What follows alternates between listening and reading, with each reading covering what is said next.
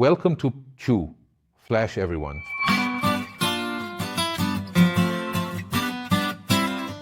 I believe if you've heard the word Baijiu now, it has flashed. We really have to go to China for that. In China, the word Baijiu means nothing different than what we have in our regions. The word liquor, in China, there are of course different products. First, there's light Baijiu, then there's strong Baijiu, and then there's mixed Baijiu. Then there's rice Baijiu, and there's also strong aroma Baijiu. What we primarily know in our regions are more or less the Chinese rice liquor or the flame liquor. But if we take a strong aroma Baijiu, it's produced from millet using a special process.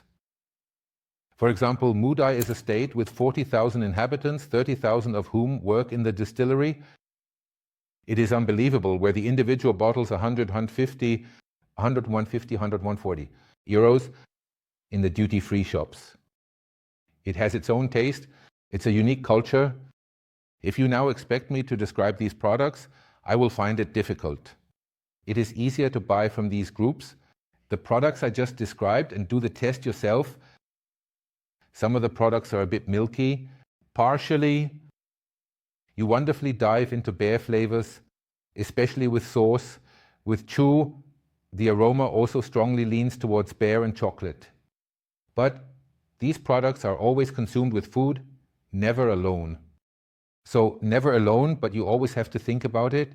What do you eat with it? What do you drink with it? So have fun.